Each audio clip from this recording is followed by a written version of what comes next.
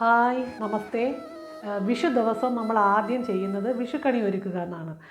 ഒരു തട്ടത്തിൽ ഫ്രൂട്ട്സ്, മറ്റൊരു തട്ടത്തിൽ വെജിറ്റബിൾസ്, പിന്നെ ധാന്യങ്ങൾ, പിന്നെ പുത്തൻ കോടികൾ, പിന്നെ കാശ് വയ്ക്കാറുണ്ട്. പിന്നെ കണി കാണാനായിട്ട് സ്വർണ്ണ നാണയം, എന്തെങ്കിലും സ്വർണ്ണമായിട്ടുള്ള എന്തെങ്കിലുമൊക്കെ വയ്ക്കാറുണ്ട്.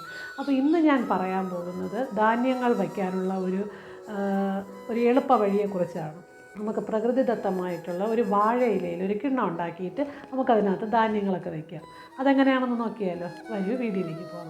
ഞാൻ എടുത്ത വാഴയില 4 സെൻറ്റിമീറ്റർ വീതിയും നീളം പ്രത്യേകിച്ച് അളവൊന്നുമില്ല, എത്ര നീളം വേണോ എടുക്കാം. ഇപ്പം ഞാനെടുത്തതിൽ ഏകദേശം ഒരു 8.25 ഉണ്ട് കേട്ടോ, 9 തികച്ചില്ല.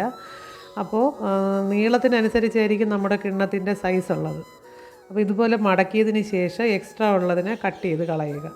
എന്നിട്ട് നമുക്ക് ഇതുപോലെ ഒന്ന് മടക്കിയെടുത്തതിന് ശേഷം നമുക്ക് സ്റ്റേപ്പിൾ ചെയ്തുകൊണ്ട് ടൈറ്റ് ചെയ്യാം. പിന്നെ വേറൊരു കാര്യം ശ്രദ്ധിക്കാനുള്ളതെന്ന് വെച്ചാൽ വാഴയില കനലിൽ വെച്ച് വാട്ടിയെടുത്ത വാഴയിലയാണ്, ഇല്ലെങ്കിൽ അതങ്ങ് പെട്ടെന്നങ്ങ് കീറിപ്പോകും. നമുക്കിതുപോലെ നല്ല ഭംഗിയായിട്ട് ചെയ്യാൻ പറ്റത്തില്ല. കണ്ടോ, ഇതാണ് ഫൈനൽ ലുക്ക്. അപ്പോൾ ഇതുപോലെ ഞാനൊരു 4-5 എണ്ണം ഉണ്ടാക്കിയിട്ടുണ്ട്. ഇതിനകത്ത് നമുക്ക് ധാന്യങ്ങളൊക്കെ വെച്ചിട്ട് കണി വയ്ക്കാം. അപ്പോൾ അതെങ്ങനെയുണ്ടെന്ന് നോക്കിയാലോ? വാഴയില കിണ്ണത്തിൽ ഞാൻ ധാന്യങ്ങളൊക്കെ വെച്ച് രാവിലെ കണിയൊക്കെ ഒരുക്കി കണിയൊക്കെ കണ്ടിട്ടുണ്ട്.